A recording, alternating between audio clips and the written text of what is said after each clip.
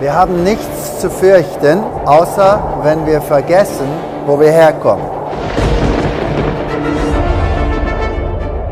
Es ist also wichtig, dass wir alte Wahrheit, die leicht vergessen werden, mal wieder anbieten.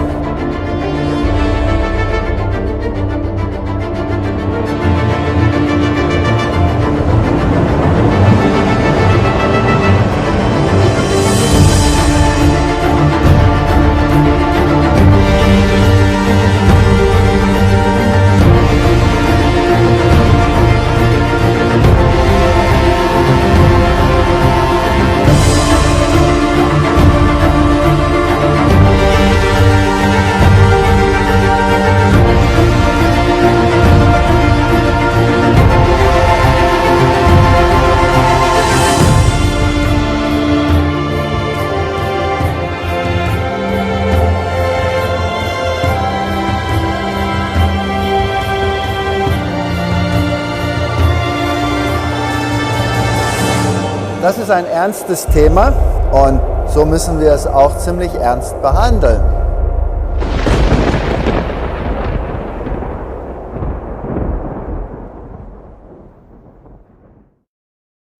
Ja, der König des Nordens, Teil 2. Na primeira parte, nós falamos sobre esta luta entre o rei do norte e o rei do sul como um merismo e como são introduzidas ideologias contrastantes no mundo. E como as pessoas são cercadas e conduzidas como ovelhas numa certa direção, para que eles desenvolvam uma certa atitude, uma certa abordagem. É interessante que o livro de Apocalipse diz que o mundo seguiu esta besta em admiração. Agora, em inglês está escrito: The whole world wondered after the beast. Wonder também pode significar seguir fisicamente, mas é wonders com O. Portanto, se refere à ideologia. A humanidade tem que desenvolver uma ideologia unificada que corresponda à ideologia do rei do norte e que esteja em oposição à ideologia do povo de Deus. Está vindo aí um conflito enorme. E quão longe o oponente está disposto a ir é simplesmente inacreditável. Até que ponto ele vai para erguer a sua ideologia sobre as suas próprias pernas e apresentá-la ao mundo, de forma que toda a humanidade é induzida ao erro e creia numa mentira, é simplesmente inimaginável. E quando eu penso quanto tempo a humanidade já está lutando para se adequar, é simplesmente, eu não consigo descrever. Vem cá, vamos ver como continua. O tempo do fim.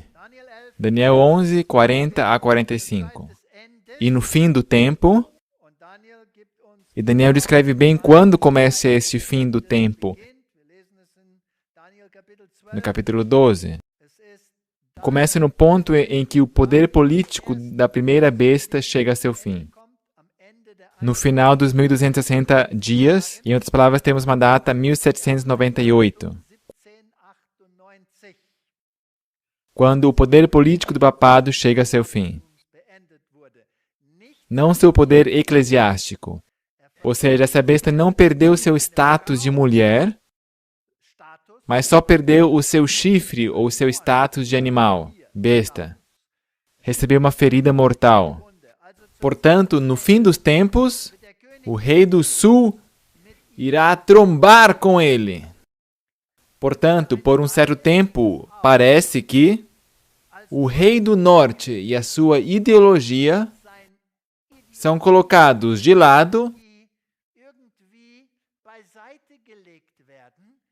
e o rei do sul, ou a sua ideologia, a ideologia que ele representa, dominem o mundo, estejam dominando o mundo. E então, diz a Bíblia, vem o rei do norte. O rei do norte se levantará contra ele com carros e com cavaleiros e com muitos navios. Portanto, estas são as armas que o rei do norte usa. Ele usa poderio militar, cavalos e cavaleiros. Mas ele também utiliza poder econômico, porque navios representam economia. Nós já vamos ver isto. Portanto, não somente como a Babilônia literal, como venceu a Tiro, e Tiro representa a economia, ele os cercou e os tem em seu poder baixo a sua bandeira. E também desta forma irá utilizar o seu poder em sua luta contra as outras ideologias. E entrará nas suas terras e as inundará e passará. Temos que ver isso de uma forma tipológica. Nós não podemos ver isso de uma forma literal, porque esses países que são mencionados aqui nem existem mais. Portanto, se refere a uma ideologia. E entrará na terra gloriosa. É uma frase terrível. E muitos cairão. E muitos tropeçarão. Povo de Deus, apegai-vos à Bíblia. Não estudar muito as ideologias do mundo. Não se deixar influenciar pela mídia a uma certa forma de pensamento, onde se perde o apoio em Deus. E muitos, também entre nós, cairão. Mas da sua mão escaparão estes, Edom, Moabe e os chefes dos filhos de Amon. É uma profecia fantástica. E a Bíblia ela é tão delicada. E, aliás, quem são esses aqui que são descritos como um remanescente? Edom. E Edom eram os descendentes de Esaú. Portanto, estão relacionados. Eles estão aí fora, mas eles têm uma conexão com o povo de Deus. Moabe. Nós já tivemos uma conexão com os moabitas? Sim, através de Ló. Existe uma conexão. Eles estão aí fora. Coisas terríveis aconteceram para suscitar este povo. Mas tivemos aí uma conexão, um fio, um elo. Amon, também descendente de Abraão. Portanto, aqui teremos um remanescente, mas vem de todo mundo, mesmo tendo sido apóstatas. Daniel 11, 40 e 45. E estenderá sua mão contra os países, e a terra do Egito não escapará. Portanto, a ideologia que representa o Egito será atropelada. E apoderar-se-á dos tesouros de ouro e de prata e de todas as coisas preciosas do Egito, e os líbios e os etíopes, a King James também diz etíopes, os seguirão. A Elberfelder diz etíopes, a King James também diz etíopes, o seguirão. Quer dizer, ele se apoderará de todas essas forças econômicas.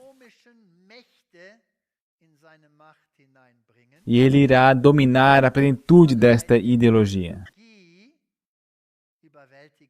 que tem que ver com o rei do sul. Em outras palavras, secularismo, existencialismo, evolucionismo, tudo que rejeita a Deus e o coloca de lado. Isso não tem a ver com adoração, mas com rebeldia. Isto é posto de lado. E a ideia predominante será: nós seguiremos esta moralidade do norte. E é fascinante que nós também temos um merismo, porque os líbios estão ali ao norte da área egípcia. Vocês sabem onde geograficamente está localizado? E a Etiópia, isto era a região mais ao sul. Quer dizer, os extremos dessa ideologia egípcia desta ideologia humana também o seguirão. Em inglês diz at his heel. Estão caminhando junto ao seu calcanhar, como uma galinha, como pintinhos atrás da galinha. Que poder tem esse? Que atrai todas estas ideologias? E se vocês não creem nisto, é só ver o que o Papa disse recentemente. Em seu Assisi, porventura não convidou ele os ateus? Não reclamou ele esta ideologia para si? Claro. Daniel 11, 40 e 45. Mas os rumores do Oriente e do Norte o espantarão. Este rei poderoso, esse poderoso rei que domina sobre as ideologias do mundo, que tem o dragão atrás de si, tem medo de alguém? Ele irá assustar sobre rumores do Oriente e do Norte? E sairá com grande furor para destruir e extirpar a muitos. Nós vamos ver que esses rumores é uma mensagem que entra no mundo. A saber, uma tríplice mensagem angélica, que o faz tremer. Irá tentar destruí-lo. E armará as tendas do seu palácio, e a minha versão diz aqui, entre os mares e no Monte Santo e Glorioso. Mas chegará ao seu fim e não haverá quem o socorra. Ninguém o vai socorrer. Quem o destruirá? Deus mesmo. A pedra que não foi cortada com mãos humanas. Esta virá e irá destruí-lo. É fascinante. Mas essa palavra "e" aqui está me incomodando. E armará as tendas palacianas entre os mares e no Monte Santo e Glorioso. Vamos ver algumas outras traduções aqui. Nós temos aqui a Nova Versão Internacional, para que vocês vejam o que esta diz. Armará suas tendas reais entre os mares no Monte Santo. Agora, este belo Monte Santo certamente é o povo de Deus? Quer dizer, ele chega até o pé do Monte Santo? Ele irá erigir a sua tenda, o seu tabernáculo, junto a este Monte Santo? No belo Monte Santo? A nova King James diz, armará suas tendas palacianas entre os mares e o Monte Santo. Ou seja, aqui ele a armará e ali também. E a King James armará suas tendas palacianas entre os mares no belo Monte Santo. No Monte Santo. Esse texto, assim como ele está escrito aqui, este leva a mim a tremer.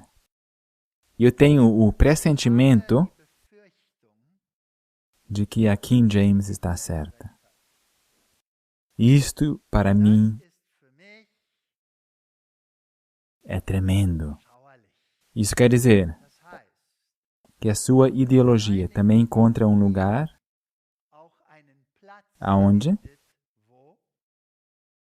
No povo de Deus. Que o Senhor nos proteja de absorver esta ideologia unificadora do Rei do Norte. Que nós permanecemos longe do ecumenismo e a sua filosofia de unidade. Eu não posso crer que o povo de Deus seria tão tolo de aceitar esta ideologia. Ou será que eu consigo? Vamos deixar isso de lado. King James, será que você tem razão? Será que tem razão? Daniel 11:40. No tempo do fim, o rei do sul se envolverá em combate. História. O general Berthier, seguindo ordens de Napoleão, vem e prende o Papa vem e toma senhorio sobre as áreas e ele destrói o sistema de governo papal secular. 1798, Berthier pisa em Roma e termina o reinado papal. Introduz um governo secular, o Estado lhe é tirado, um Estado secular é erigido. Nós temos, portanto, um Estado secular e este Estado papal, político-religioso, está posto de lado. Mas não a igreja. Não deve ser confundido com a mulher. A mulher não morre. O animal, a besta, recebe uma ferida mortal. O sistema político. Agora estou fascinado sobre o que os maçons escrevem sobre Napoleão. Claro, tem que ser cuidadoso no que eu digo, então eu deixo eles falar. A grande loja nos irá ensinar como foi isso com Napoleão.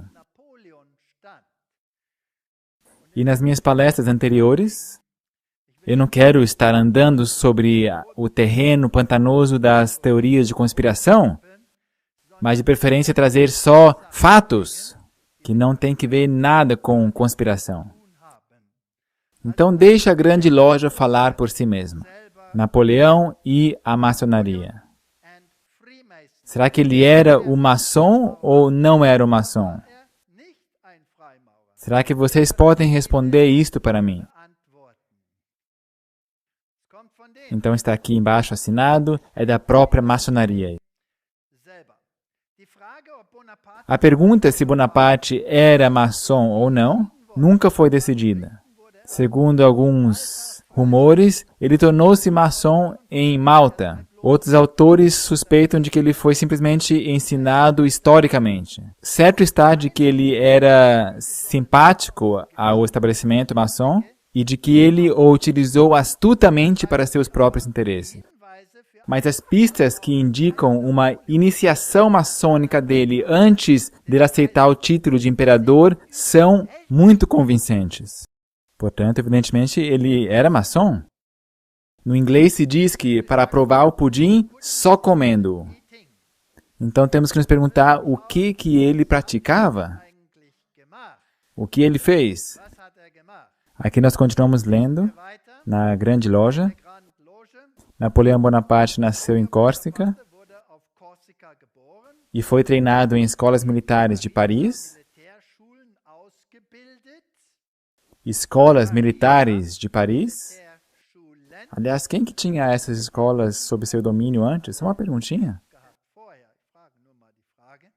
Depois da ocupação de Toulouse, em 1793, ele foi promovido a general. Ele conduziu as suas tropas pela maioria dos países europeus. Em 1798, ao Egito. Ele foi, nesta época, então, até o rei literal do Reino do Sul. Napoleão? A Bíblia tem esses detalhes, é tão bonito.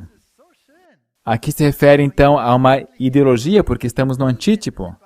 Mas também, literalmente, ele foi o rei do Egito. Agora, notem só o que ele fundou. Ele fundou o Banco da França. Ele reformou o sistema fiscal. Ele restabeleceu a igreja. Ele fez melhorias no sistema educativo. E reivindicou, em 1804, o título de Imperador da França. Não somente isto, além de suas guerras, nas quais não estamos muito interessados agora, ele fez o quê com todos os seus irmãos? Vamos traduzir isso aqui também uma vez, para o alemão. Napoleão deu cargos maçônicos a seus irmãos. Da esquerda para a direita, o seu irmão Luís tornou-se, em 1806, o vice-grão-mestre. Jerônimo foi o vice-grão-mestre do Grande Oriente da Westfália. O irmão mais velho foi promovido em abril de 1805 no Palácio das Tulherias, com o título Grão-mestre do Grande Oriente da França. Eram todos maçons. Isto não é nenhuma conspiração. Isto é uma citação, só para que nós não confundamos as coisas. Napoleão e os judeus? Agora, isto me fascina. Isto é incrível. Aqui está a imagem onde ele retorna a liberdade aos judeus. Também o tio de Napoleão, Cardeal Fesch, se pronunciou de que ele queria dar liberdade aos judeus e ele queria erigir um Estado para eles. Ele chegou para ele e disse: Majestade, você está invocando o fim do mundo com as suas leis? Igualar os judeus aos católicos? Você não sabe que a Escritura Sagrada prediz o fim dos tempos para o momento em que os judeus sejam reconhecidos de forma geral como uma nação? Alô? Alô? A Bíblia diz isso? A Bíblia diz isto? Não. Em nenhum lugar. Em nenhum lugar a Bíblia diz isso. Que ideologia é esta?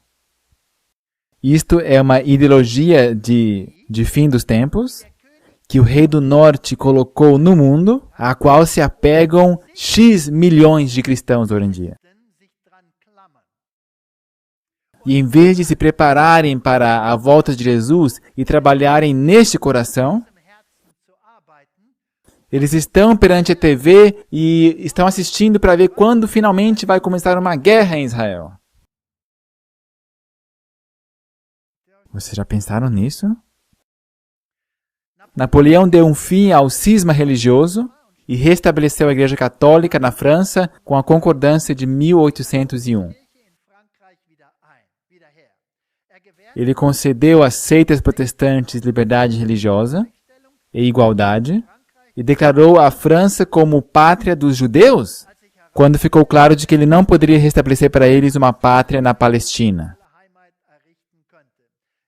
O Código Napoleônico criou igualdade perante a lei e sublinhou a santidade da família. Os tribunais foram secularizados. Isso é muito bom, não é? Obrigado, Napoleão. Ele erigiu todo o sistema moderno do mundo hoje. Todo o sistema assim como ele existe nos Estados Unidos, como ele existe nos países livres. Nós devemos isto a Napoleão. Mas o que se isto for simplesmente um lance hegeliano? Para finalmente, através dessa liberdade, permitir que entre tanto caos no mundo, até que a humanidade clame: socorro, Rei do Norte! Nós precisamos de uma moralidade. Nós não podemos continuar vivendo de uma forma tão ímpia, sem Deus. Eu só estou perguntando. Vamos ver como a história continua. Aqui é uma coisa bem interessante. Isto vem dos institutos napoleônicos. Essas não são quaisquer citações colhidas do ar. Isto é história real. Aqui um evento pouco conhecido, mas não por isto menos notável. Ao as tropas francesas estarem na Palestina e fazerem um cerco junto à cidade de Acre, Napoleão já tinha preparado uma proclamação para fazer da Palestina um Estado independente judeu. Mas foi a intervenção inglesa que pôs areia nesta engrenagem e cancelou esses planos.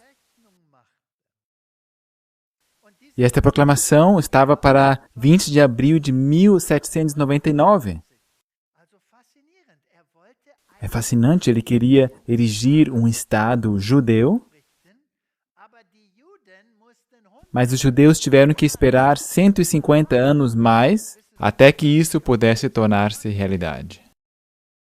E é interessante pensar, quem teria vindo se Napoleão o tivesse feito 150 anos mais cedo? Não havia judeus na Palestina. Esses tinham que ser recolhidos no mundo e levados para lá. Porque os árabes moravam e viviam lá. Não é assim?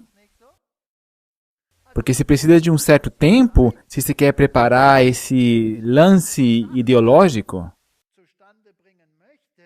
para isso tem que se ter domínio sobre as circunstâncias de uma tal forma para que este povo também realmente se mude para este lugar.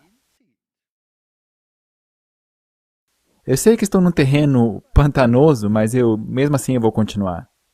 Então foi Napoleão que disse, nós vamos criar um Estado novo.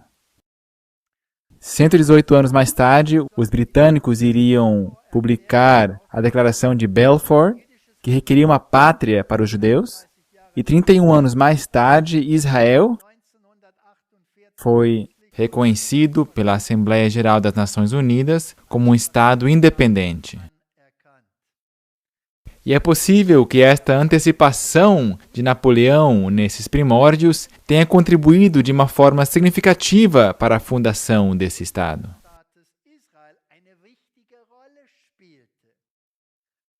Em 16 de agosto de 1800, Napoleão declarou: se eu fosse o regente da nação judaica, eu iria reconstruir o Templo de Salomão.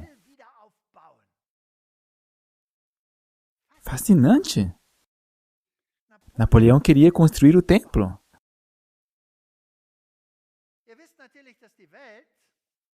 Vocês sabem que o mundo estava caracterizado por uma filosofia que dizia que o papado era o anticristo. E de que o anticristo está sentado em Roma, onde ele está sentado no seu assento papal na igreja cristã, declarando ser o próprio Deus. E de que sua ideologia destrói a Cristo. E esta ideologia estava espalhada no mundo inteiro. E o papado não pode dominar o mundo se esta ideologia protestante está espalhada no mundo inteiro. É impossível. Então, como seria se nós secularizarmos o mundo? Como seria se nós fizéssemos sumir essas visões espirituais, bíblicas, pelo secularismo, pelo materialismo, e sei lá qual mais, ismo, até que o mundo diga, nós não podemos continuar sem uma moralidade. E como seria se até então o protestantismo mudasse a sua cosmovisão sobre a segunda vinda e um reino de Deus governado por Cristo, para que não busquem um reino celestial, mas um reino israelita terrenal, sentado em frente à sua TV. Não seria isso fantástico para o rei do norte, sim ou não? Eu penso que ele estaria encantado com isso. Então ele permite que o mundo caia no caos, ideologicamente, religiosamente e economicamente. E ele então se posta aí com a sua roupagem de super-homem e com seu chapeuzinho vermelho e sei lá que outras vestimentas, dizendo, mas se vocês tivessem escutado a minha moralidade, tudo isso não teria acontecido. Talvez eu tenha que ir lá para o Congresso explicar como eles podem transformar a minha moralidade em realidade. Será que é possível? Só estou perguntando. Apocalipse 11, versículos 1 ao 4. Aliás, a interpretação tradicional tem que ver com esse tempo da Revolução Francesa e dessa mudança de ideologia. Deram-me um caniço semelhante a uma vara de medir, e me foi dito, vá e meça o templo de Deus e o altar. E conte os adoradores que lá estiverem. Se alguma coisa é medido, uma sentença é proferida. É chegada a hora do seu juízo. Exclua, porém, o pátio exterior, não meça, pois ele foi dado aos gentios. Eles pisarão a cidade santa durante 42 meses. Os 1260 dias, anos, terminam em 1798. Darei poder às minhas 2 testemunhas, e elas profetizarão durante 1260 dias, vestidas de pano de saco. A Bíblia não tinha autoridade quando Roma estava no poder. Estas são as 2 oliveiras e os 2 candelabros que permanecem diante do Senhor da terra. Voltemos a Napoleão e a maçonaria islâmica. Eu já disse, o rei do sul não pode ser o islamismo. Porque o islamismo, ele é uma ideologia religiosa. E a ideologia do rei do sul é secularismo. Foi isso que Napoleão introduziu. A maçonaria encontrou entrada no Egito logo depois da conquista de Napoleão em 1798. Não é fascinante isto? Ao general Kleber, um maçom francês e comandante das tropas de Napoleão, fundaram a loja, que é um agrupamento maçônico, de Isis. A maçonaria francesa era predominante no Egito, até depois da ocupação britânica em 1882, quando surgiram lojas britânicas. Então, uma loja dá espaço a outra loja, mas loja é loja e permanece loja. Na primeira metade do século XX, a maçonaria era muito bem acolhida e muitos egípcios famosos eram maçons. E também governantes britânicos, aristocratas das fileiras dos ocupantes. Os monarcas egípcios, Khedive, Ismail, até o rei Faud, eram nomeados ao início dos respectivos mandados como grão-mestres da maçonaria. Então, quem é que dominava sobre a maçonaria, que reinava por trás dos bastidores? Quem que a dominava? De onde que vem todas essas coisas? E a ideologia jesuítica de Weishaupt é fascinante. E é por isso que estou tão fascinado de que o novo governo egípcio 2012 vem justamente desse transfundo. Apocalipse 11, 7 e 8. Quando eles tiverem terminado seu testemunho, a besta que vem do abismo os atacará e os matará. Então aqui nós temos um poder secular que se posiciona contra Deus. E esta se formou no final da Revolução Francesa. Portanto, assim veio ao mundo uma nova ideologia secular, sem Deus, aonde a razão por si mesma irá ditar o que é moralidade e não a palavra. Esses têm que ser mortos. A reforma ainda manteve os 2 com o nariz sobre a água. Mas a reforma, tadinha, ela com a areia escorreu entre os dedos e caiu na praia. E os seus cadáveres ficarão expostos na rua principal da grande cidade, que figuradamente é chamada Sodoma e Egito. Quer dizer, o que eu aspiro, o que eu sou, o que eu penso, é isso que eu vou viver. Eu não me deixo prescrever pela palavra de Deus. Secularismo, a ideologia egípcia, quem é Deus para que eu tenha que pensar nele ou obedecê-lo? E Sodoma e Egito, uma decadência espiritual e moral. Formidável! Onde também foi crucificado nosso Senhor. E nós sabemos que ele não foi crucificado nem em Sodoma, nem no Egito. Portanto, se refere aqui à ideologia, a esta forma de pensar, a este mindset, que novamente crucifica o nosso Senhor Jesus. O reformador escocês Grattan Guinness descreve de uma forma muito bonita o que a reforma cria sobre o templo. E note que Grattan Guinness era da Igreja da Inglaterra, ou os anglicanos, se você preferir. 1887, não faz muito tempo. Eles ainda criam nisso. Perceba qual é a posição que o homem do pecado ocupa. Ele se senta no templo ou na casa de Deus. Isto não é e não pode ser um templo judaico. Isto é reforma. Isto não é e não pode ser um templo judaico.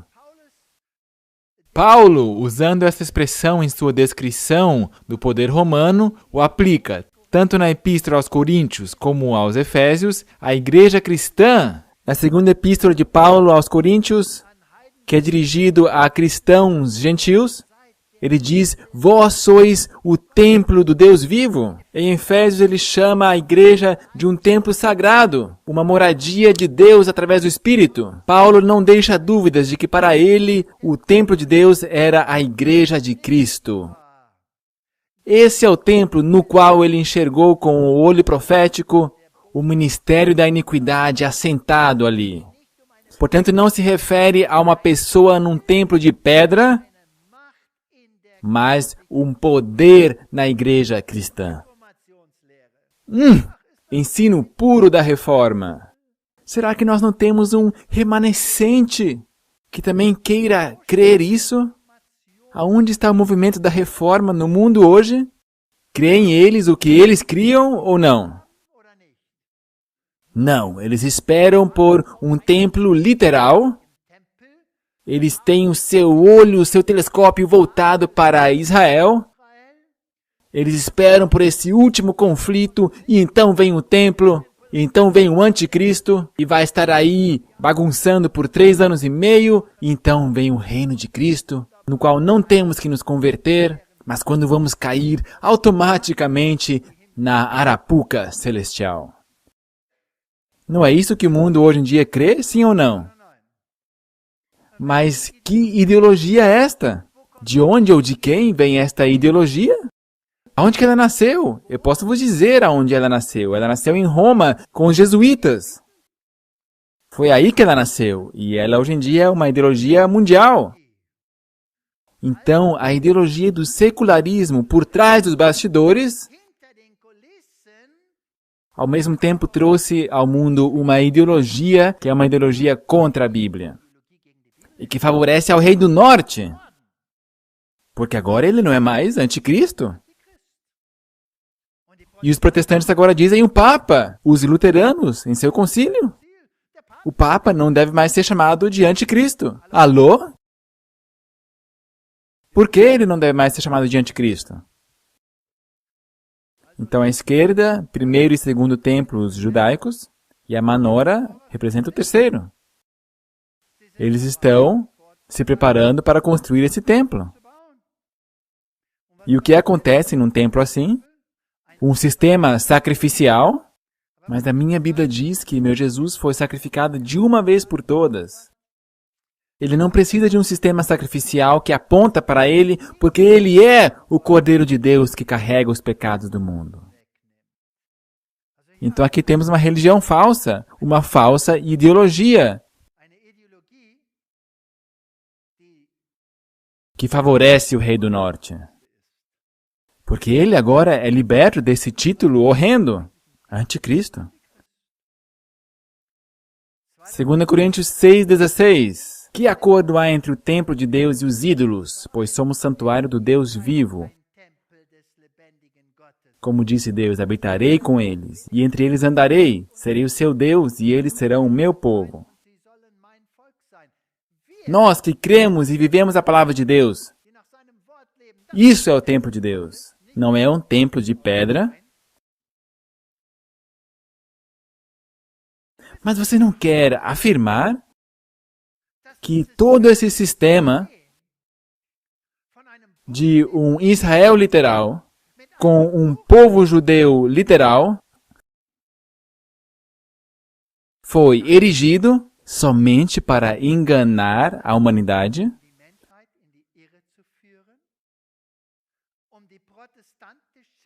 Para destruir a ideologia protestante? Para matar as duas oliveiras e destruir a Bíblia? Você não quer dizer isso. Isso nem é possível. Ou será que é? Vamos continuar vendo aqui. edificados, Efésios 2:20, sobre o fundamento dos apóstolos e dos profetas, tendo Jesus Cristo como pedra angular, no qual todo edifício é ajustado e cresce para tornar-se um santuário santo no Senhor. Nele vocês também estão sendo juntamente edificados para se tornarem morada de Deus por seu Espírito. Eu estou lendo aqui a Bíblia. E a Bíblia aqui diz justamente o contrário da ideologia moderna. Certo ou errado? Ou será que eu estou enlouquecendo? Aqui diz justamente o contrário. Justamente o contrário. Apocalipse 3, versículo 12. Farei do vencedor uma coluna no santuário do meu Deus, e dali ele jamais sairá. Será que isso é literal? Vamos ficar a eternidade ali de pé como uma coluna? Por favor, não, senão eu não quero ir para o céu. 1 Pedro 2, verso 5. Vocês também estão sendo utilizados como pedras vivas na edificação de uma casa de que tipo? Uma casa espiritual. Esta é a verdade bíblica. Isto foi o que a Reforma ensinava. E é isto que o remanescente também tem que ensinar, porque senão ele não é um remanescente da Reforma. Muito simples. Ele seria outra coisa, porque um remanescente é um pedaço do mesmo tecido, do anterior. Portanto, nós temos que ter a mesma ideologia.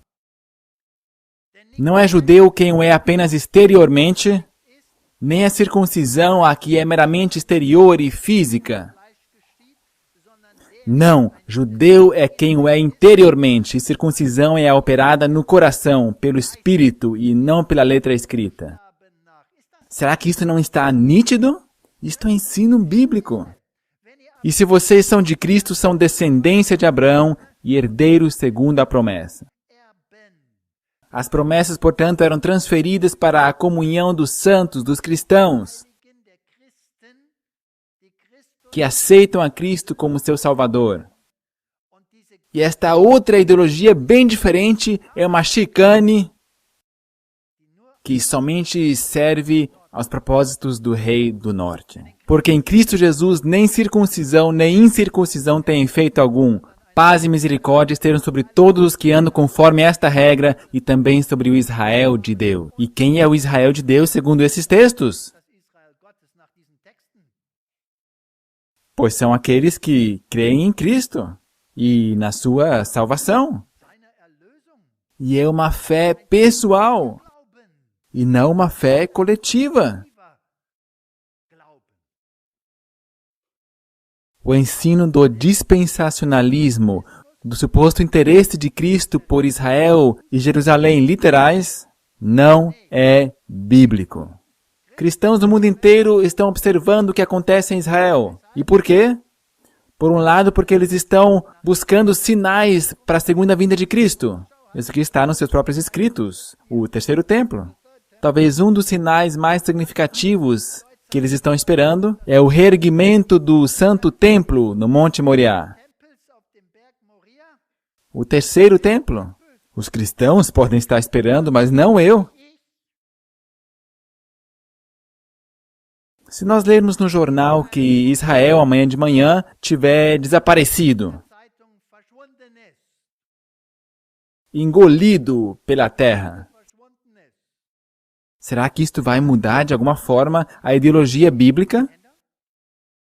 Ou será que o anticristo ainda vai estar aí? Ele está sentado em Roma. Se Roma amanhã de manhã tiver sumido, então eu vou ter verdadeiros problemas.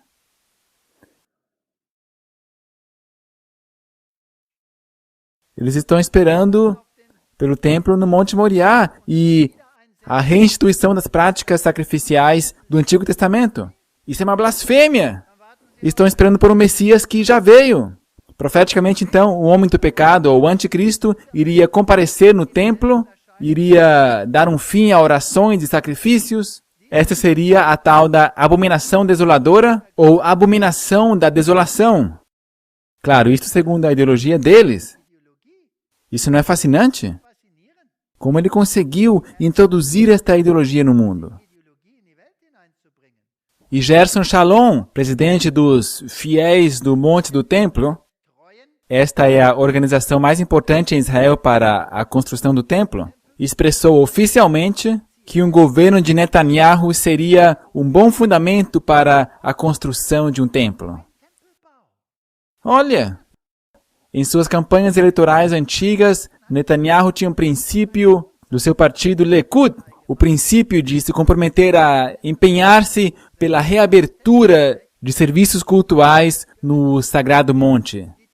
Esse grupo dos fiéis do Monte do Templo já tem até a pedra fundamental pronta. E além disso, o Instituto do Templo já tem todas as instalações e roupagens dos sacerdotes prontas. Tudo está pronto. Há pouco tempo eu mesmo estive lá e caminhei pelo Monte do Templo. E eu falava ali na língua africans. Eu não quero dizer que é a língua celestial, mas na língua africans, e eu pensei que eu estava bem seguro falando nessa língua. E de repente, essas 3 pessoinhas que estavam ali sentadas, que também estavam aqui no Monte do Templo, eles eram peregrinos, eles estavam tão encantados e tão simpáticos e tão amorosos. Eles eram da África do Sul e todos conseguiam falar africans. Então eu fiquei feliz que eu não falei demais. E aqui essas árvores, a imagem está um pouco cortada em cima. As árvores todas ali estão morrendo. Estão todas morrendo. Então eu perguntei para eles, por que essas árvores todas estão morrendo? E eles responderam, elas estão morrendo porque os judeus cavaram por baixo toda esta montanha. E as raízes estão penduradas no ar, em sua grande parte, claro. Sim, já escavaram essa montanha. Agora vamos ler uma coisa muito fascinante. Não sei quantos de vocês já leram isto. Fatos são fatos. Um livro todo especial. Neste livro, seu autor, Benjamin H. Friedman, é um judeu. Ele escreve sobre os judeus e revela uma história interessante. E constata que os atuais judeus em Israel não são os verdadeiros descendentes judeus, mas descendentes dos Casares. Como, por favor? Os judeus não são judeus? Por favor. Em uma carta datada de 10 de outubro de 1954, ao Dr. David Goldstein, LLD de Boston, Massachusetts, um converso ao catolicismo, ou seja, um judeu que se tornou católico. Com essa pessoa, Benjamin Friedman, de Nova York, compartilha alguns fatos intrigantes. Isto agora não são teorias, também não são conspirações, mas são fatos, e vocês podem comprová-los na Enciclopédia dos Judeus, Jewish Encyclopedia. Vocês podem conferir lá se é realmente assim ou não. Benjamin Friedman afirma que a palavra judeu, em inglês Jew, somente foi introduzida na língua inglesa no século XVIII. Antes disso, essa palavra nem existia em inglês. E Jesus não se deu a conhecer como judeu em inglês Jew, mas como judeu em inglês Judean. O alemão aqui está muito mais perto do inglês Jew. Aqui no Brasil nós dizemos judeu, e isso está muito mais próximo desse inglês Judean do que em outras línguas. Portanto, Jesus era Judean, não Jew em inglês. A inscrição na cruz de Jesus traz as palavras latinas Jesus Nazarenus Rex Iudorum, que significa Jesus Nazareno, Rei dos Judeus. Outra vez mais perto do Judean, em inglês, do que Jew. Então, judeu tem somente uma conotação geográfica. Portanto, ele veio da parte de Israel que se chamava Judéia. Tinha uma relação com uma área geográfica. Hoje, a palavra inglesa Jew não tem mais a ver somente com a geografia, mas também com fé, com religião.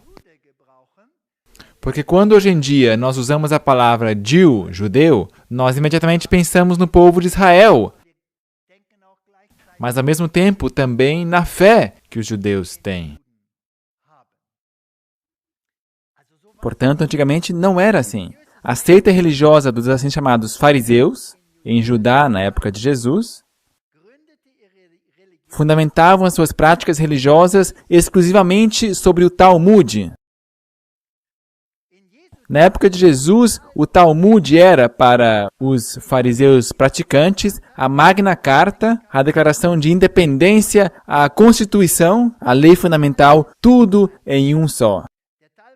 O Talmud, hoje em dia, também tem a mesma função para aqueles que professam a fé judaica. Mas agora, o Talmud, em sua forma atual, foi formado por todos esses escritos dos hebreus ou dos rabis, alguns séculos depois de Cristo. Mas muito do que esses mestres ensinavam não estava baseado na palavra de Deus, mas no quê? Tradição. E Jesus sempre repreendia a sua tradição. Ele disse, vocês servem a Deus o quê? Em vão. Pela vossa tradição sobre e em lugar da palavra de Deus. Portanto, aqui temos uma fé talmúdica, e hoje em dia o judaísmo é totalmente baseado sobre o Talmud. Agora, os judeus, quem são eles?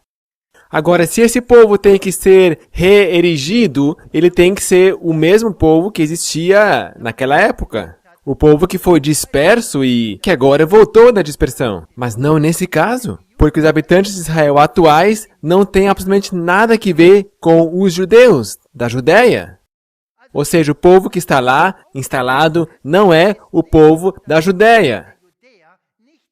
Não o povo original que é suposto herdeiro das promessas, mas um povo totalmente diferente. Este é um ponto bem importante. Mas vamos continuar vendo. O Rabi Morris N. Kertzer escreveu um artigo revelador e abrangente com o título O que é um judeu?, que foi impresso na revista Look em 16 de junho de 1972. Nesse artigo, o Rabi Kertzer avalia o significado do Talmud para o judaísmo atual. Este abrangente tratado, feito pelo exponente mais credenciado nesta área naquele tempo, o Rabi Morris N. Kertzer escreve: o Talmud consiste de 63 livros, escritos de lei, éticos e históricos dos antigos rabis. Ele foi composto e publicado 500 anos depois de Cristo, ou seja, todas essas tradições que dominavam o povo na época de Cristo também estavam lá. Se trata de um compêndio de lei e de tradições orais. É uma mistura, portanto. É a lei fundamental das ordenanças religiosas judias e o livro-texto para a formação rabínica. Se trata do Talmud. Ele escreve: desde o nascimento de Jesus até hoje, jamais foram escritas infâmias e blasfêmias tão baixas por qualquer pessoa, em qualquer lugar, como se podem encontrar nos 63 livros que estão entre as capas do Talmud.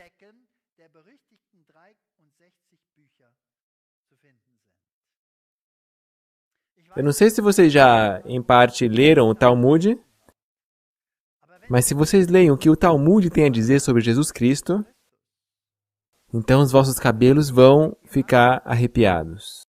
Eu nem quero dizer para vocês porque não quero tomar tais palavras em meus lábios na casa de Deus aqui. São tão terríveis que eu jamais escutei tais palavras, seja de um gentio ou de algum ateu. Então ele prossegue citando uma das piores afirmações do Talmud sobre Jesus, na questão ética, sobre tudo que se pode fazer se alguém segue o Talmud. Como se pode orar, como se pode enganar, como se pode... Bem, eu nem vou falar, mas vocês podem imaginar, é realmente uma catástrofe. E esta é a base para a religião.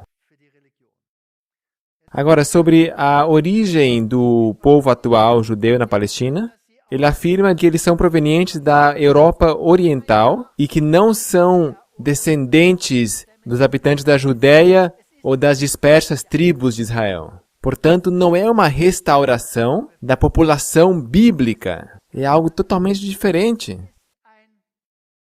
Mas se trata de um counterfeit. Como é que é isso em português? Uma contrafação, um engano. Porque são descendentes dos Casares. Agora, vamos dar uma estudada nisso agora. Os assim chamados autoproclamados judeus na Europa Oriental, da história moderna, não podem indicar nenhum antecedente legítimo que em tempos bíblicos nem sequer tenha botado o seu pé em solo palestino. Os supostos, ou respectivamente autoproclamados judeus do leste da Europa, jamais foram semitas. Nenhum semita jamais os viu como semitas, nem com a maior boa vontade. Qual poder secreto, misterioso, que tem retirado já por muitas gerações a história e a origem dos Casares e dos reis Casares dos livros de história? Quem jamais aprendeu isso nas escolas? Aqui temos todo um povo e todo mundo crê nessa mentira e nem sabem de onde eles vêm. Aqui está a nação Casara. Aqui está, e era um país gigante. Segundo a enciclopédia judaica, os Casares eram uma nação asiática, de origem persa, convertidos ao judaísmo talmúdico. Portanto, eles se tornaram seguidores do judaísmo. Eles se apropriaram de uma vasta área no leste da Europa, que mais tarde, entre os séculos 10 e 13, foi conquistado pelos russos. Ele escreve: depois de uma reunião histórica com representantes das 3 religiões monoteísticas mundiais, o rei Bulan decidiu, no 7º século, ele se decidiu contra o cristianismo e contra o islamismo, que já existiam nessa época. E escolheu como futura religião nacional a forma de adoração talmudismo, então predominante, que hoje é conhecido como judaísmo e era praticado já. Os Casares introduziram em seu país o alfabeto hebraico e adaptaram algumas expressões do germânico, do eslavo e de línguas bálticas às suas necessidades. O resultado foi o assim chamado Yiddish, esta língua. O Yiddish utiliza letras hebraicas, mas não é hebraico. Agora, se vocês querem saber de onde vêm todos esses judeus russos, de onde vêm todos esses judeus do leste, de onde vêm todos os judeus da Europa, esses são os descendentes, é a posteridade deste povo Khazar. E este povo estava espalhado por toda a Europa, por toda a Rússia e todos os estados do leste. Agora, este povo tem que ser removido de onde ele está e tem que ser transposto para um Israel literal. Como é que se faz isso? É bem interessante. Aqui nós temos o cardeal Gaspar, e ele está aqui junto a um rabi, e eles estão bem orgulhosos do seu Talmud. Mas se você é cristão, você, pastor do ecumenismo, por que você está tão orgulhoso do Talmud? Hein? Porque o Talmud pisa e quebra Jesus Cristo por toda parte.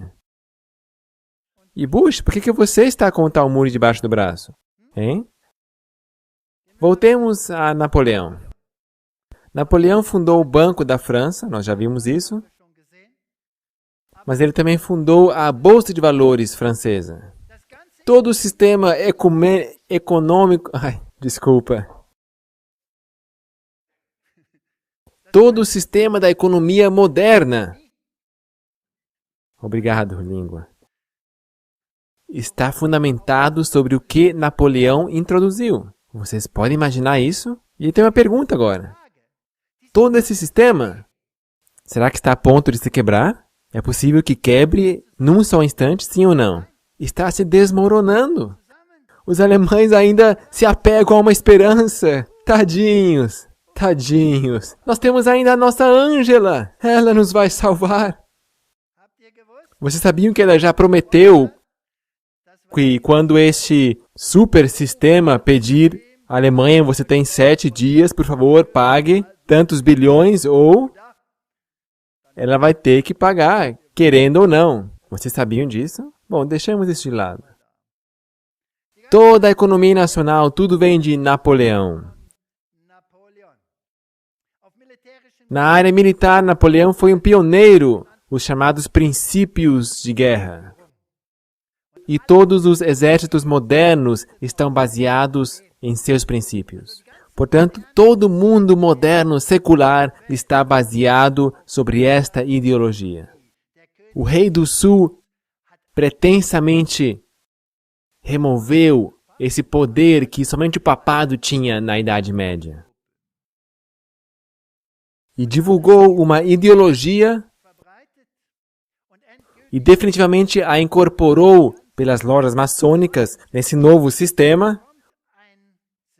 Um sistema onde todo um povo é retirado de todo um continente, espalhado por todo o mundo e conduzido como um rebanho de ovelhas a um novo país, onde eles não vivem sozinhos, mas onde vivem os árabes e onde ouvem, aqui é vosso país.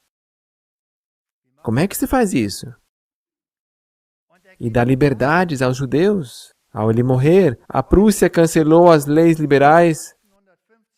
Depois da Batalha de Waterloo, as piores reveses os judeus tiveram que engolir nos estados católicos. Até parece que o Papa Pio se vingou do povo judaico. Eles tinham que carregar uma faixa amarela nesta época para dizer, eu sou judeu. Será que isso lembra vocês de alguma coisa? Eu só estou perguntando. Alguns anos mais tarde, depois, alguns países europeus concederam igualdade aos judeus. Entre eles Holanda, Suécia, Suíça.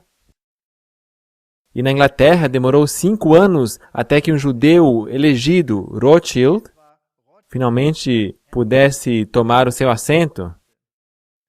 Então vem esse homem, não sei se vocês o conhecem. Ele veio e também falou, vocês todos aqui vão carregar uma faixa amarela. Então vem uma guerra e esta ideologia parece desaparecer na areia. Mas, quando foi que esse Estado foi fundado? Depois da Segunda Guerra Mundial. E os judeus, aonde eles estavam? Eles foram recolhidos como rebanho de toda parte. E aonde eles queriam ir? Eles queriam uma vida nova. Por favor, nos levem aos Estados Unidos, à América. E todo um povo é transladado aqui. E este povo não tem uma identidade.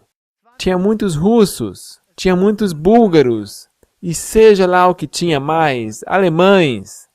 E a maioria deles vai para lá, exceto alguns que tinham muito dinheiro ou inteligência e que pudessem ajudar o Ocidente em suas ideologias.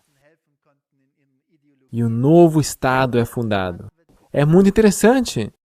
Então cruzamos a história até que tenhamos uma identidade desse povo. E um novo Estado é formado. E o mundo pensa, esses são os descendentes da época de Jesus. Esses são os habitantes da Judéia antiga. Não! Esses são Casares. Esse é um povo novo, que não tem nada a ver com o bíblico.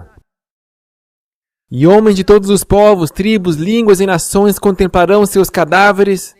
A Bíblia que fora destruída durante 3 dias e meio, e não permitirão que sejam sepultados. E os habitantes da terra se alegrarão por causa deles e festejarão. Isso aconteceu assim na Revolução Francesa. Finalmente nós não temos mais esta ideologia bíblica. Mas depois de 3 dias e meio, entrou o Espírito de vida de Deus neles. E eles se colocaram sobre os seus pés. Então aqui é a descrição desse terremoto, desse tremor, desta revolução ideológica. E a Bíblia, em contraste com a ideologia mundana, se põe sobre seus pés. Agora, quem que a coloca sobre seus pés? Não os protestantes, porque esses se apegam à nova ideologia. Quem que os leva a se postar sobre seus pés? Por favor, me ajudem. Alô? Vocês,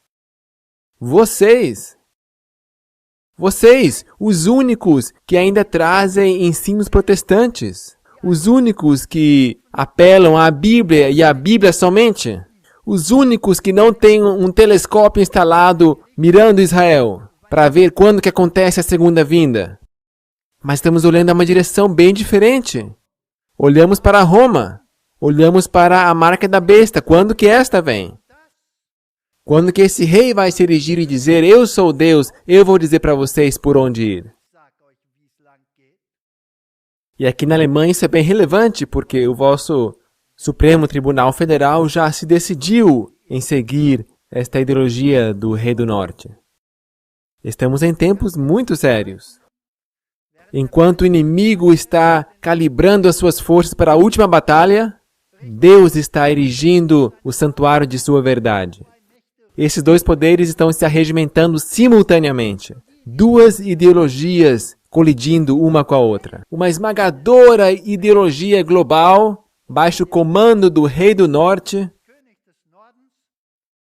e um grupo minúsculo espalhado por todo o mundo, que diz, a Bíblia somente nós cremos nas leis de Deus e nos aferramos a Jesus Cristo. Eu tenho más notícias para vocês. Ele vai ficar tão bravo sobre isso que ele tenta forçar a sua ideologia para dentro de Sião. Quando Cristo veio pela primeira vez, ele fundou a sua igreja, o templo espiritual, sobre a nova pedra fundamental, e a separação entre judeus e gentios foi derribada. Naquele dia levantarei a tenda caída de Davi, consertarei o que estiver quebrado e restaurarei as suas ruínas. E é por isso que essa série de palestras se chama assim. Vocês estão vendo aqui os muros rasgados. Quem tem a tarefa de restaurar isso? Para que o meu povo conquiste o remanescente de Edom e todas as nações que me pertencem. É somente uma igreja que prega as 3 mensagens angélicas a todo povo, tribo, língua e nação. Atos 15, 13 e 18, aqui vem Tiago, toma a palavra e ele diz, esta é a profecia de que os gentios iriam aceitar o cristianismo. Simão relatou como primeiramente Deus visitou os gentios para tomar deles um povo para o seu nome. E no final dos tempos a mesma coisa tem que acontecer. O comentário de Wesley sobre Atos 15, 16 é: depois do final da era de salvação para os judeus, Deus diz, eu quero reconstruir a tenda caída de Davi. Eu quero erigir um reino espiritual e eterno em Cristo, a semente. Se referindo a Amós 9, versículo 11. Quem ainda se põe do lado dessas verdades bíblicas? Deveria, portanto, haver uma segunda reunião depois dos 1260 dias. Porque estes dois têm que pôr-se sobre os seus pés, o Antigo e o Novo Testamento. E têm que ser novamente proclamados juntos. A lei e os profetas. Eles estavam em pano de saco. Quem está proclamando isso? Texto paralelo de Daniel 11. Isaías 11, 11 a 16. E há de ser que naquele dia o Senhor tornará a pôr a sua mão para adquirir outra vez o remanescente do seu povo, que for deixado da Síria, do Egito, de Patros, e da Etiópia, e de Elã, e de Sinar, e de Amate, e das ilhas do mar. E quem é o seu meio, o seu instrumento para os resgatar, para os adquirir? Me ajudem? Nós somos os únicos que podemos resistir a esta ideologia. E o Senhor então irá dividir a língua do mar do Egito e moverá sua mão contra o rio com a força do seu vento e ferindo-o dividi-lo-á em 7 correntes e fará que por ele passem com sapatos secos. Ele buscou o seu povo literal do Egito. Ele dividiu o mar. Eles passaram. E no sentido espiritual vai acontecer a mesma coisa. Ele vai trazer o seu Israel espiritual para fora de Babilônia. Ele vai dividir o lago espiritual. E eles irão passar. E irão acampar em Cádiz Barneia. E irão tomar a terra. Este reino celestial divino, eles irão herdá-lo. Um literal frente a um espiritual. Que formidável! Que Satanás apresenta aqui tipo e antítipo, os dois literais. Isso não pode ser bíblico? O antítipo sempre tem que ser maior do que o tipo. O tipo é local, o antítipo é universal. Se a salvação só se referisse ao pequeno país de Israel, então sim, o mundo teria alguma coisa que reclamar. E os que de ti procedem edificarão as antigas ruínas, e levantarás os fundamentos de geração em geração, e chamar-te-ão reparador de roturas, e restaurador de veredas para morar. Se desviares o teu pé de profanar o meu sábado, de fazeres a tua vontade no meu santo dia. Aqui temos uma ideologia. E esta ideologia está em contraste com a ideologia do rei do norte. Mas os rumores do oriente e do norte o espantarão. Louis Fuer constata: Jesus reina agora. As profecias sobre o seu reino de graça se cumprem agora. Sobre isso os apóstolos pregavam entusiasticamente depois que o Espírito Santo tinha descido. O reconhecimento de que as profecias de Deus se cumprem em uma igreja e não aí em qualquer lugar, no deserto, dava autoridade à sua proclamação. E foi isso que suscitou a ira dos judeus. O que, segundo a opinião deles, era totalmente futuro e que deveria se cumprir literalmente no Israel nacional, se cumpria, segundo os apóstolos, na obra de proclamação do Evangelho. Hoje o cristianismo, em sua visão profética, foi tão longe no erro que interpretam as profecias da mesma forma como os judeus de antigamente, como encontrando seu cumprimento no Israel literal, não bíblico. E nós temos a tarefa de advertir as pessoas. Se o povo de Deus, como os primeiros discípulos de Deus, buscá-lo em oração fervente, e quando o Espírito Santo for derramado numa medida mais plena sobre eles, eles irão, como os discípulos, dar ênfase no cumprimento espiritual das profecias e, de uma forma geral, se alienarem a uma interpretação literal para a Palestina. E como nesta época isto irritou os judeus, esta proclamação sob a autoridade do Espírito Santo também irá suscitar resistência. Isto não é popular, o que está escrito aqui? E no fim do tempo o rei do sul lutará com ele.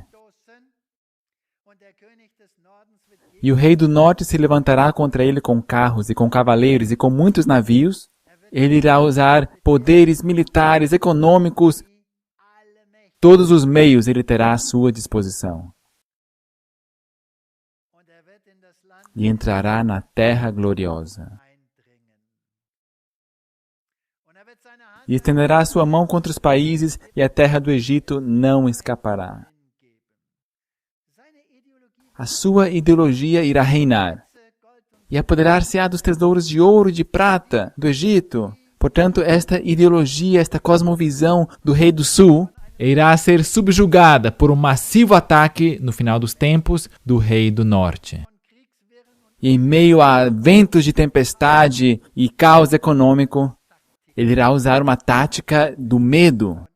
E com as alianças militares elaboradas por ele mesmo, o rei do norte impõe uma moral ditada por ele mesmo. E com isso até os escolhidos estão em perigo. Isso eu não citei, isso foi eu mesmo que escrevi. Lucas 21, 26 diz que homens desmaiando de terror na expectação das coisas que sobrevirão ao mundo, porque as forças do céu serão abaladas. Portanto, se as potências do céu irão ser abaladas, isto é uma guerra espiritual? Ou não? Esta é uma guerra ideológica entre uma cosmovisão bíblica e uma cosmovisão do Rei do Norte. É fascinante o que nós lemos no Espírito de Profecia. Eu sempre me admiro desta citação. O mundo está agitado com espírito de guerra. As profecias do capítulo 11 de Daniel quase atingiram seu cumprimento final. Isso não faz muito tempo que foi escrito, não é? Aonde será que em Daniel 11 estamos agora? Então vamos ler aqui. Testemunhos para a Igreja, volume 1. Parecia haver um pequeno tempo de paz.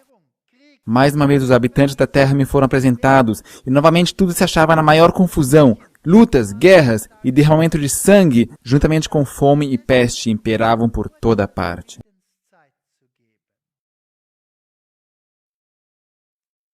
Eu penso que esse pequeno tempo de paz aqui já passou. Esse pequeno tempo de paz aconteceu do final das guerras mundiais até um pouquinho de tempo atrás.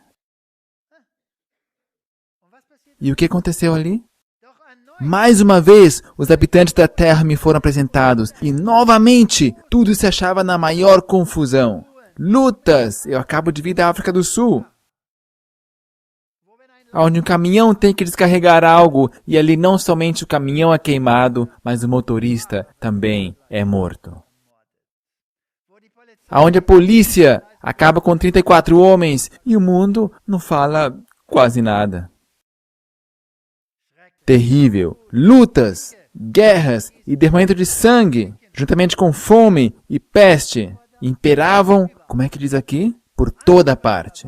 Outras nações se achavam empenhadas nesta luta e confusão. Outras nações. A guerra ocasionou a fome, a miséria e o derramamento de sangue deram lugar à pestilência. E então o coração dos homens desmaiou de terror, na expectativa das coisas que sobrevirão ao mundo. Nós estamos agora aqui. Nós estamos nos últimos momentos da história da humanidade. Nas igrejas do mundo reina trevas espirituais. Desconhecimento das coisas divinas obscureceu a visão de Deus e sua verdade. As forças do mal estão ganhando força.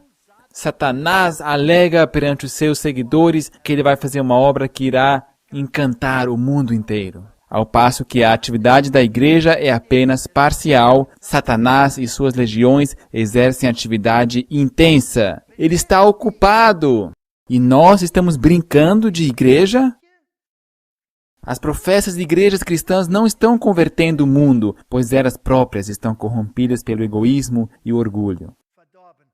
E elas tragaram esta ideologia e necessitadas de experimentar em si mesmas o poder regenerador de Deus, antes de poderem guiar a outros a uma norma mais pura e elevada.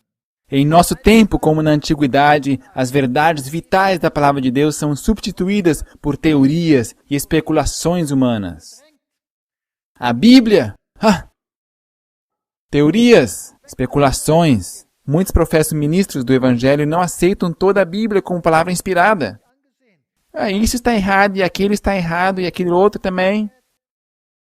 Aonde está o povo que se levanta e diz, é por aqui o caminho?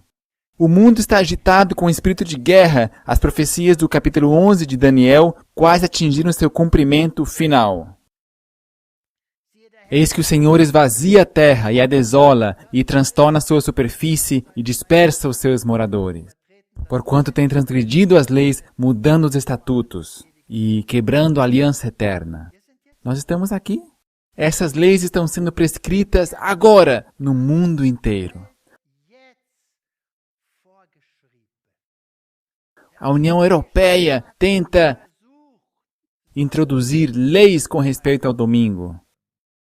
E as diretrizes para os estados, cuja economia está naufragando, são escritas de tal forma que quando esses países recebem dinheiro, eles têm que trabalhar 6 dias por semana,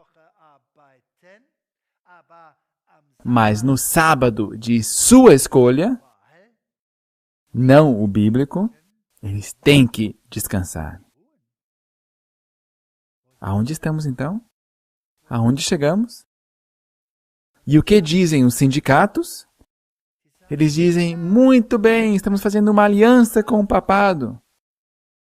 O tempo chegou. George Weigel. Sabe quem que é George Weigel? George Weigel é uma das pessoas mais importantes que nós temos no momento.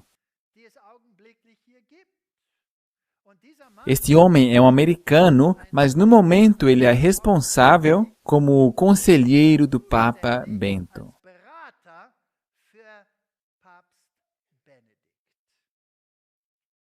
O que ele escreve? Ele escreve no seu escrito Against the Grain, contra a corrente. Com sabedoria convencional, o escritor best-seller da New York Times, George Weigel apresenta de uma forma impressionante como o ensino social católico lança luz sobre questões pertinentes de pluralismo, a definição dos direitos humanos e a defesa da liberdade. Nesta contribuição significativa, um dos pensadores mais proeminentes americanos apresenta uma descrição detalhada dos fundamentos de uma sociedade livre e um apelo poderoso a favor do papel da razão moral para enfrentar a ameaça contra a dignidade humana e contra a linda terra nova, de homens e mulheres talhados à altura. Ele diz, nós precisamos de moralidade papal para poder vencer os problemas do mundo. Mais um livro, Impérios Paralelos, Parallel Empires, o Vaticano e os Estados Unidos. Aqui está o livro. A história fascinante e altamente relevante das relações turbulentas entre Estados Unidos e a Santa Sé, contado e documentado por este jornalista. E ele diz aqui, uma coisa é esse poder político e secular que se une ao poder papal. Ei, é isso que a Bíblia diz. É isso que a Bíblia diz. Ele diz, partindo dos primeiros parágrafos diplomáticos sobre os Estados Unidos, 200 anos de alianças, etc., Kennedy, etc., parceria anticomunista entre os Estados Unidos e a Santa Sé, guerras frias, etc. Então ele diz, impérios paralelos, não deixa nenhuma dúvida de quão significativo é analisarmos as relações entre estes dois poderes.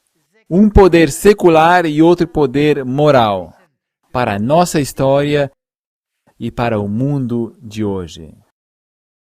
A ideologia do Sul, a saber, a secular, será subjugada pela ideologia do rei do norte. Esse empurrão que o rei do norte recebeu no final dos tempos é executado agora. E no aspecto militar, olha só aqui o que os militares estão fazendo. Olha como os aviões estão voando, aonde as bombas estão caindo. E olha só como que na economia os navios são utilizados para erigir uma ideologia. Mas os rumores do Oriente e do Norte o espantarão e sairá com grande furor para destruir e extirpar a muitos. Ele odeia a verdade.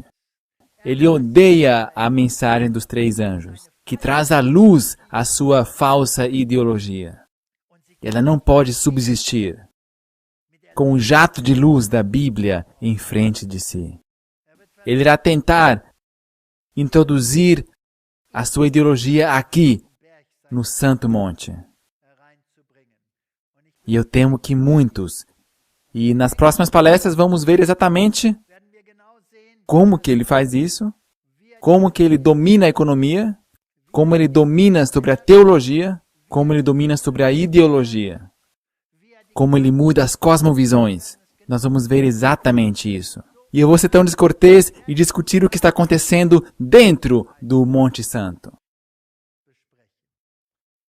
Por que não? A Bíblia o diz, a Bíblia tem que ser a verdade, não é? E os que estão com ele, chamados e eleitos e fiéis. Apocalipse 17. Quando vem o Senhor, estes combaterão contra o Cordeiro e o Cordeiro os vencerá. A ideologia bíblica irá vencer. E ninguém o ajudará. Porque Deus tem posto em seus corações que cumpram o seu intento e tenham uma mesma ideia e que deem à besta o seu reino. Até que se cumpram as palavras de Deus. Apocalipse 17, 17. Nós não podemos mudar. O mundo irá dar a sua autoridade ao sistema papal, porque eles têm o mesmo intento, porque eles têm a mesma ideia. A ideologia está em contraste com a ideologia bíblica. Um último pequeno exemplo, eu sei, o dia foi longo, mas respirem mais uma vez. Agora, pois, eis que eu me vou ao meu povo. Vem, avisar-te-ei do que este povo fará ao teu povo nos últimos dias.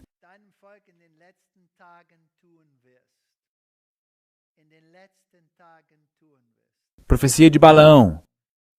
Vê-lo-ei, mas não agora. Contemplá-lo-ei, mas não de perto.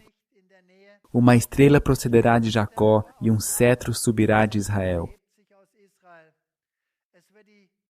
que ferirá os termos dos moabitas e destruirá todos os filhos de Sete. E Edom será uma possessão, e Seir, os seus inimigos, também será uma possessão, pois Israel fará proezas. E dominará um de Jacó e matará os que restam das cidades. E vendo os amalequitas, proferiu a sua parábola e disse: Amaleque é a primeira das nações, porém o fim será destruição. Quem que vence nessa luta? Nos últimos dias, o povo de Deus. Está aqui em Números, e ao ele ver os quenitas e passar todos esses povos, ele diz finalmente, o povo de Deus irá dominar. Mas então Balaão tinha um plano.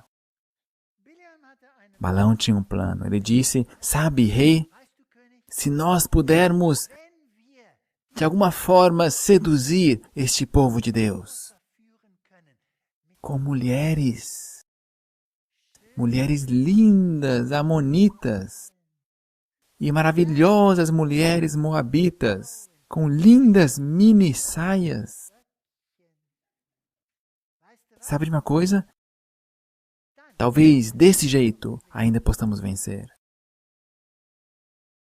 Eles o fizeram. E quase que Israel pereceu. E se Deus não os tivesse peneirado, é isso que é o trágico. Se Ele não os tivesse purificado e milhares de israelitas não morressem, eles não teriam entrado na terra prometida.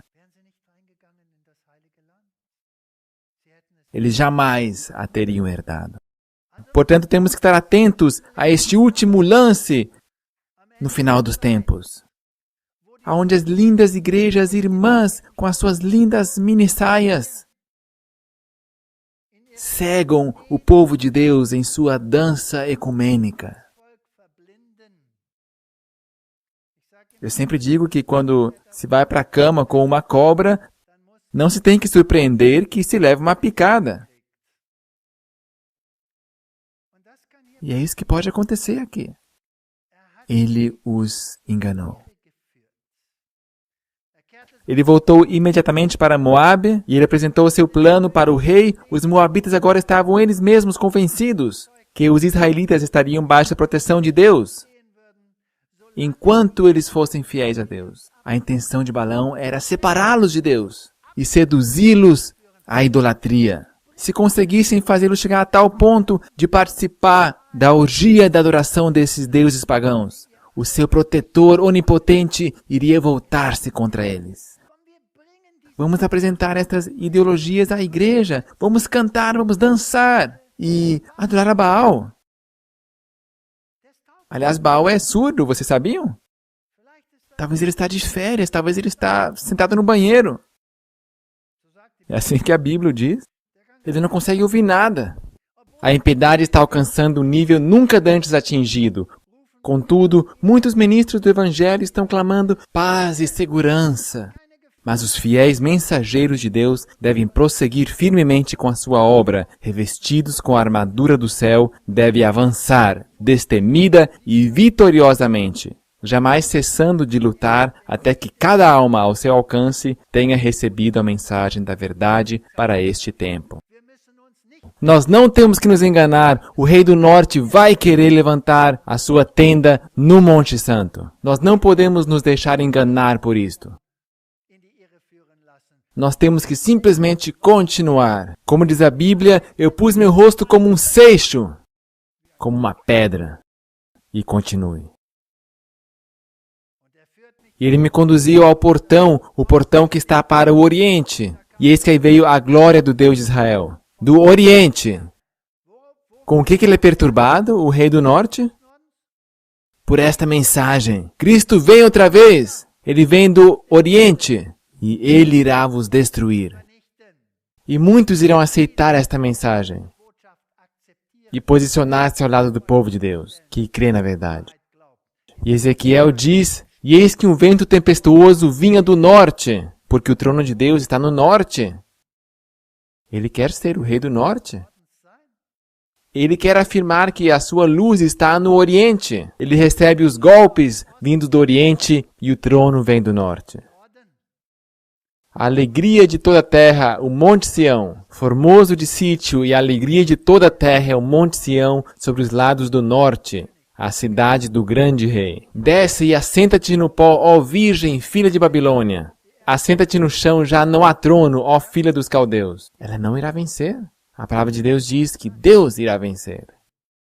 E a palavra de Deus é tão exata, tão incrivelmente descritiva dos eventos que estamos presenciando hoje no mundo, que Satanás não esteve em condições de destruir ou desfazer esta palavra, ou de removê-la.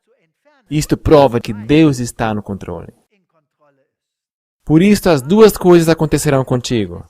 Em um só momento e em um só dia, irás perder os teus filhos e tornar-te viúva, e serás destruída. Eis que se tornaram como espantalho, queimados pelo fogo. Não conseguirão salvar as suas almas do poder das chamas. Você fazia negócios, você pensa que com a tua economia você conseguiria dominar o mundo. E ninguém te socorre. Ninguém. E finalmente até os reis do mundo irão odiá-la. E Jesus voltará com muita força e glória. E o povo de Deus irá vencer. Esta é a mensagem de Daniel 11. E nós estamos avisados sobre estas ideologias. E nas próximas palestras vamos dar uma olhada em algumas dessas ideologias. E nós vamos ver como o rei do norte tenta agarrar tudo para si. E que Deus nos guarde, que permaneçamos de pé neste tempo. Porque se Ele não for por nós, quem será por nós? Oremos. Nosso Pai Celestial, que luta é esta? Que luta ideológica. E um pequeno povozinho disperso,